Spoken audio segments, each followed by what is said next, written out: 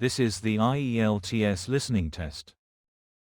You will hear a number of different recordings, and you will have to answer questions on what you hear.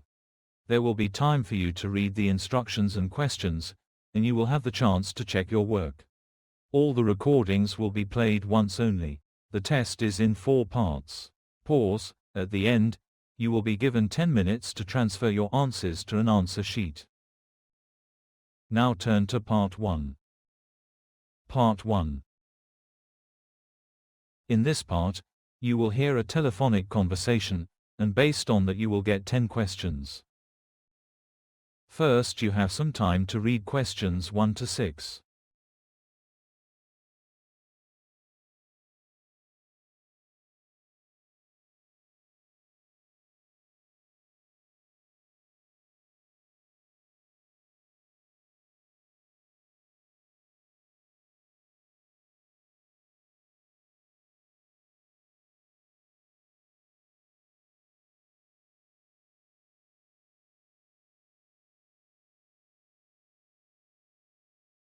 Now listen and answer questions 1 to 6.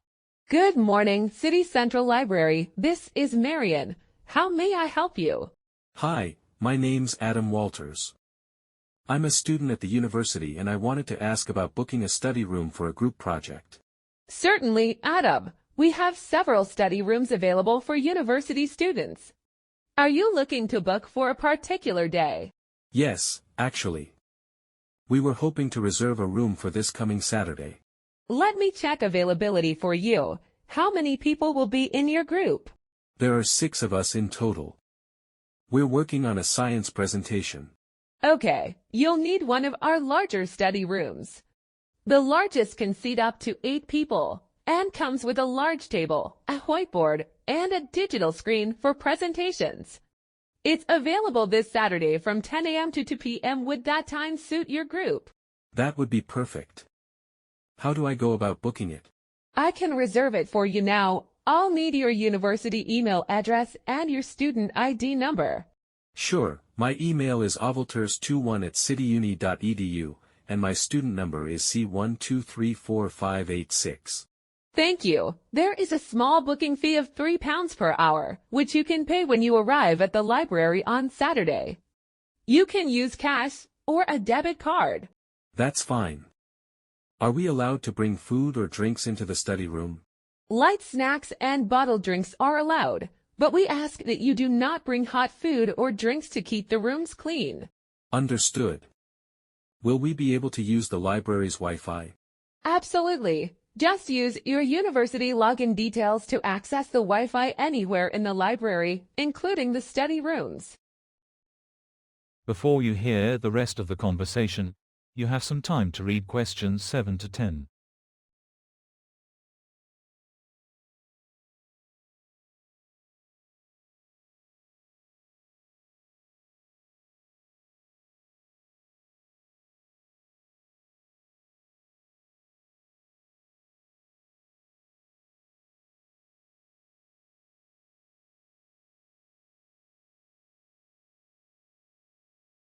Now listen and answer questions 7 to 10. Great. Is there anything else we should know before we come? Please arrive about 10 minutes early to check in at the information desk. You'll need to show your student ID card and pay the booking fee before you get access to the room. Noted. Is there a time limit for how long we can use the room? The maximum booking is 4 hours per group per day, so your slot from 10 until 2 is the longest available. If you finish early, just let us know at the desk. Is there any equipment provided for presentations? Yes, each room has a digital screen with HDMI and USB ports. We also supply whiteboard markers and erasers. If you need any extra equipment, just ask at the desk. That's really helpful. Can we print documents if we need to? Certainly, the library has a self-service printing and photocopying station just down the hall from the study rooms. You can use your university card to pay for printing. Perfect. I think that's everything. Thank you for your help, Marion. You're welcome, Adam. I've reserved room 3 for your group this Saturday from 10 to 2. If you have any other questions, just call us. Will do. Have a great day. You too. Goodbye. That is the end of part 1. You now have half a minute to check your answers.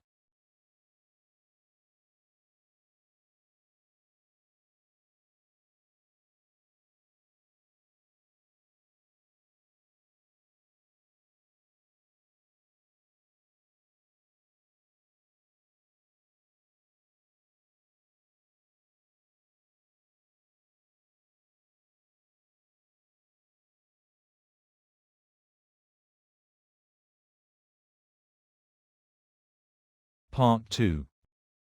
In this part, you will hear a monologue. A person is giving an orientation to a group of people. First, you have some time to read questions 11 to 15.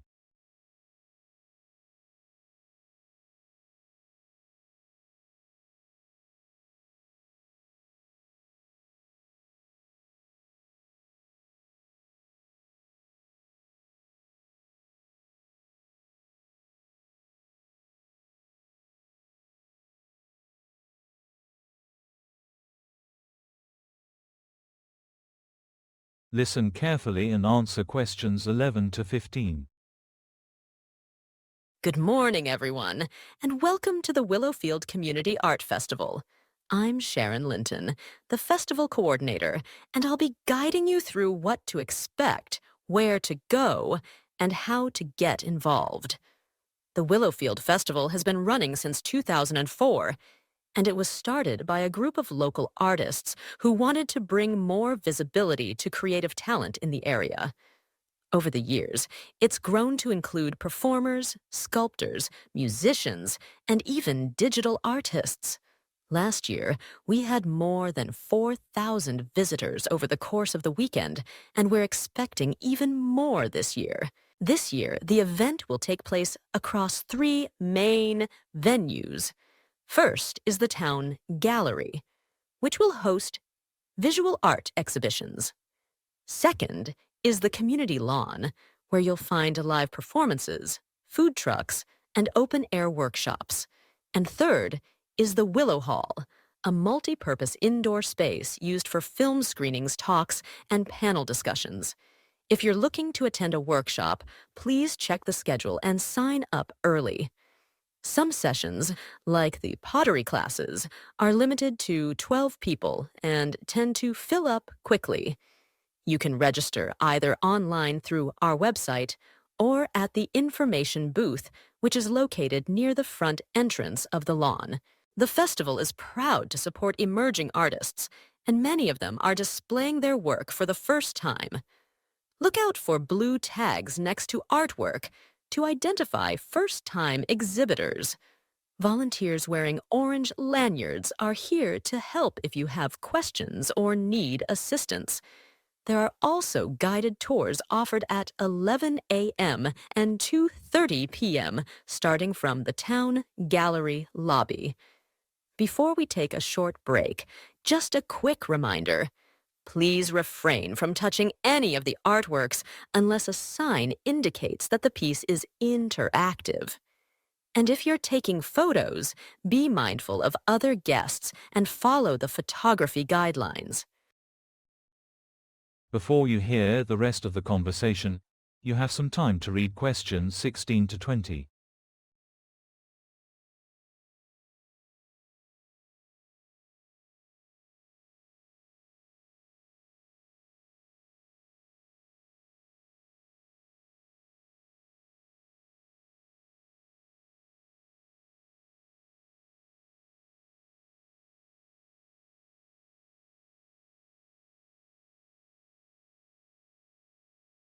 Now, listen and answer questions 16 to 20. Now, I'd like to share some reflections from individuals who've been involved in the festival's planning or who are presenting this year. Paula, one of our lead organizers, believes the festival should incorporate more environmentally sustainable practices. She's especially concerned about how much plastic is used at food stalls and hopes to see composting bins at future events. James, a local sculptor, says the festival is finally getting the recognition it deserves. He's been part of it since the early days and feels this year's turnout and media coverage show how far it has come. Carrie, who's exhibiting a digital installation, is excited to be featured, but worried about how accessible digital art is to the older audience. She hopes next year they'll add orientation videos for visitors unfamiliar with this type of work. Alex, one of the musicians performing tomorrow, says the festival gives artists a rare platform to be truly experimental without fear of commercial pressure. For him, it's more about creative expression than exposure. And finally, Linda, a high school art teacher whose students are showing work here for the first time, expressed how important it is for young people to feel included. She says the festival gives them confidence and a sense of belonging in the local art scene. That is the end of part 2. You have half a minute to check your answers.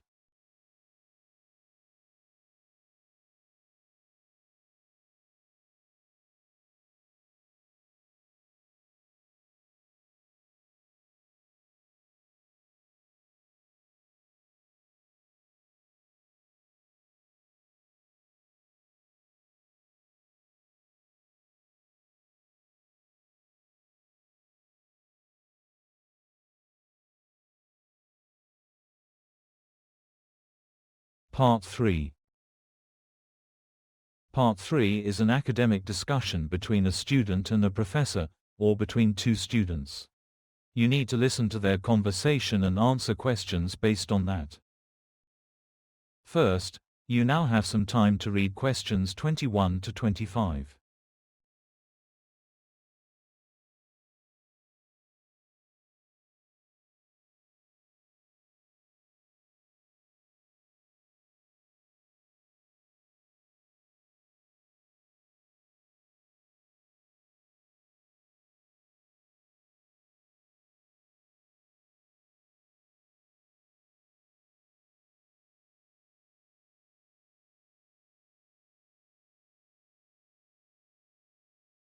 Now, listen and answer questions 21 to 25.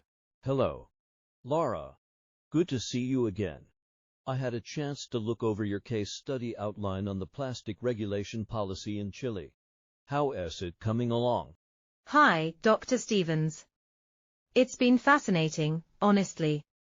I knew Chile had introduced some progressive measures, but I didn't realize how comprehensive the 2018 plastic bag ban was until I began researching it.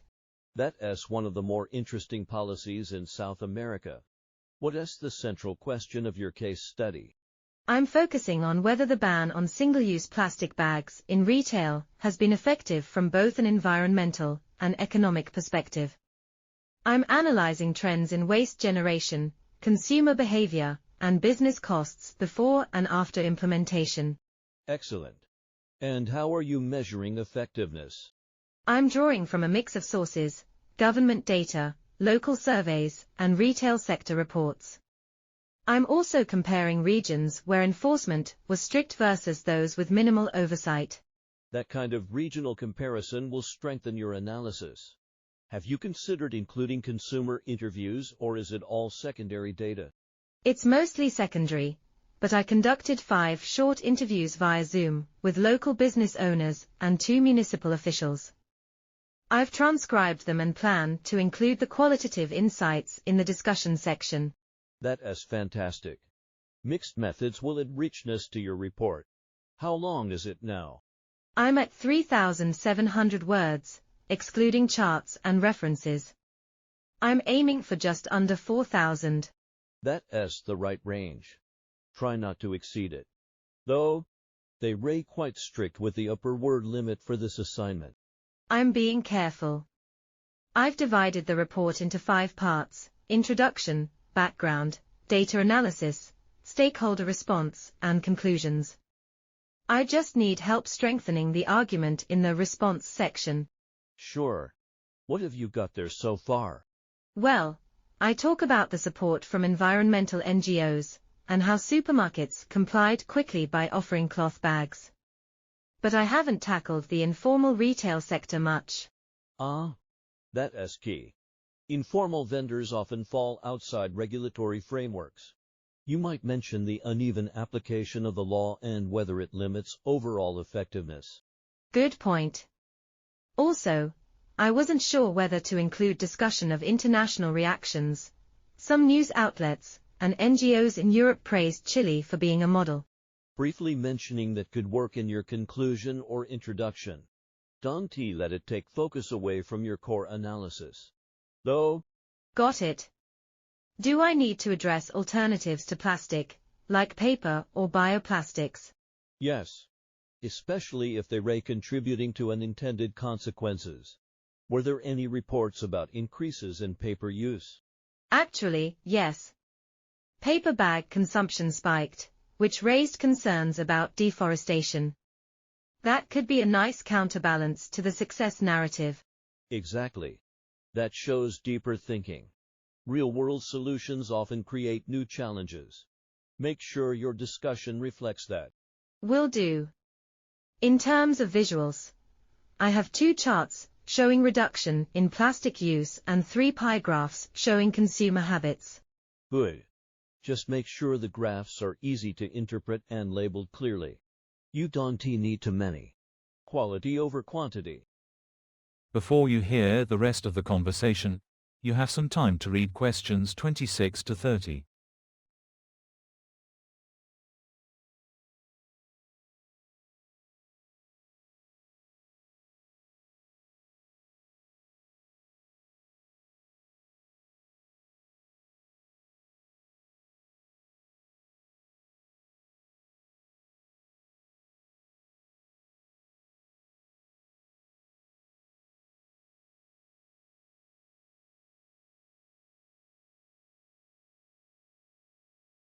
Now listen and answer questions 26 to 30.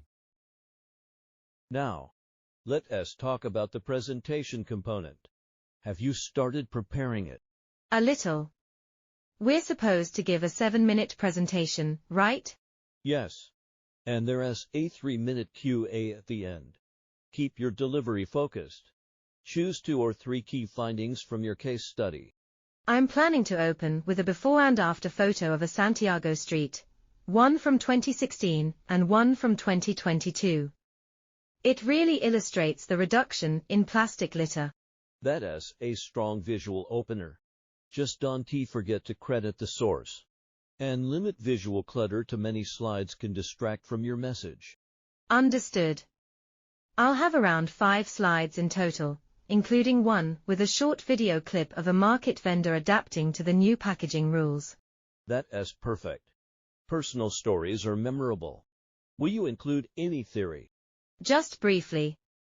I want to reference behavioral economics, particularly the nudge theory, to explain how small regulatory shifts led to widespread behavioral change. Great. Just keep the academic parts digestible. Your audience will be mixed. Remember. Right. And what's the latest submission time for our presentation files? Got it. I'll upload mine on Sunday, just to be safe. Good plan. You're nearly there.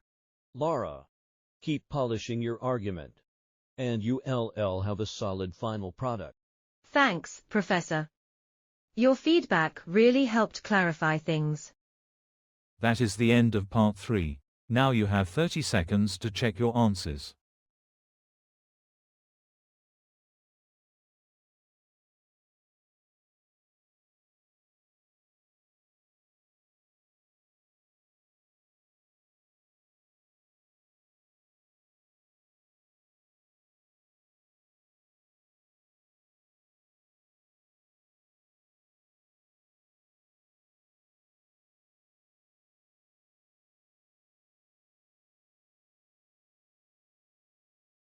Part 4. This part is a monologue where a person gives a seminar on a topic. You need to listen and answer all the questions at once. First, you have some time to read questions 31 to 40.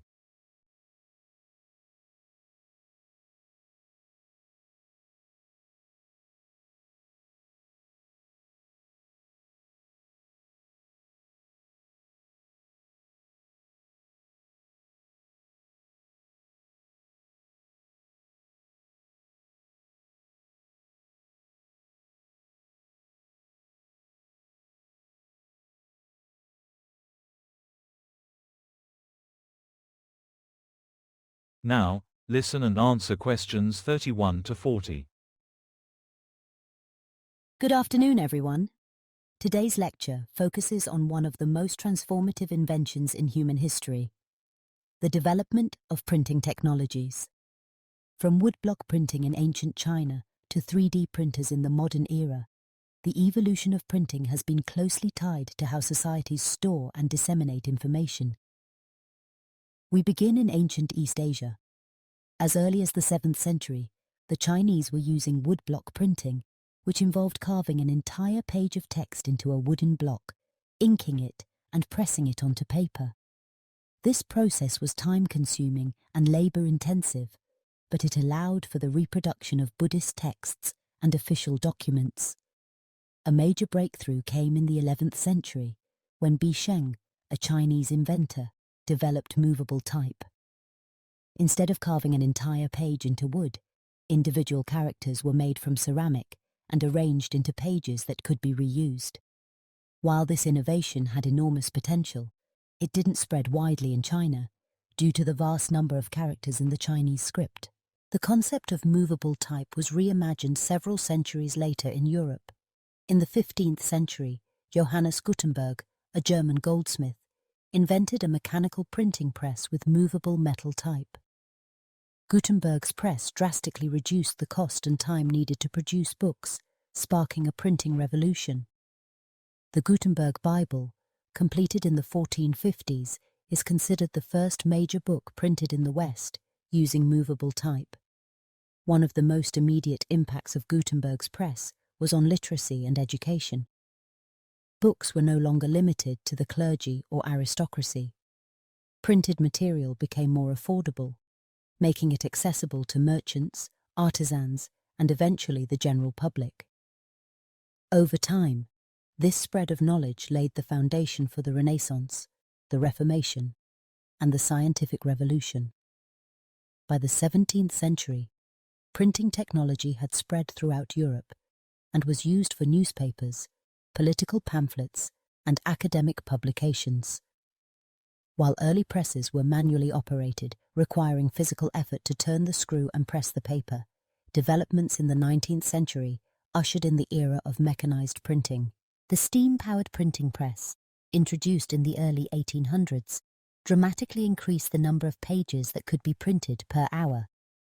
Later, rotary presses allowed continuous rolls of paper to be printed on both sides, revolutionizing mass media. This made it possible to produce daily newspapers in large quantities for a growing literate population in urban areas. During the 20th century, further innovations emerged. Offset printing, which uses plates to transfer images to rubber blankets and then onto paper, became the industry standard for high-volume publishing. It provided excellent image quality and was efficient for both color and monochrome printing. Around the same time, screen printing gained popularity, especially for textiles and posters. Unlike traditional printing, screen printing uses a stencil to apply layers of ink, making it ideal for bold designs and promotional materials. In the latter half of the century, the advent of digital printing changed the game yet again. Unlike previous technologies that relied on physical plates or stencils, digital printers use electronic files to print directly onto surfaces. Laser and inkjet printers, for example, made it possible for individuals and small businesses to produce high-quality documents without large-scale equipment. Digital printing also enabled print on demand, reducing the need for large inventories and allowing for the customization of books, brochures, and packaging. This shift was especially beneficial in education, where schools could order textbooks tailored to specific courses without waste.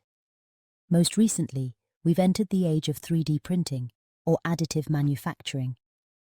Rather than printing images or text, 3D printers layer material, typically plastic or metal, to build three-dimensional objects. While initially used for prototyping, 3D printing is now applied in aerospace, healthcare, construction, and even food production. In the field of medicine, for example, researchers have used 3D printing to create prosthetic limbs, dental implants, and even bioprinted tissues. These innovations are still developing, but show how far printing technology has come from carved wooden blocks.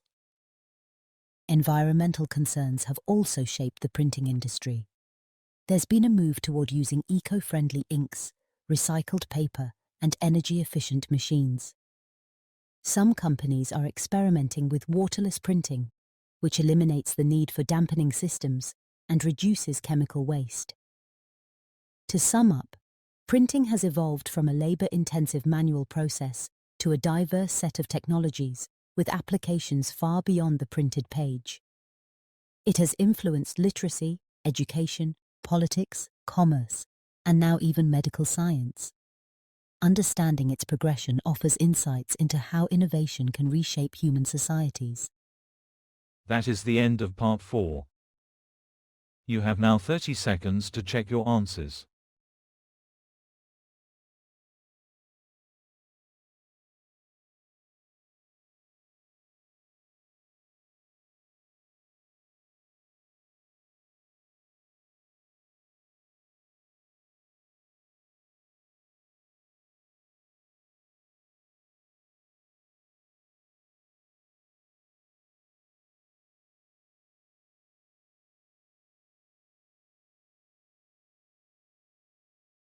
You have now 10 minutes to transfer your answers to an answer sheet.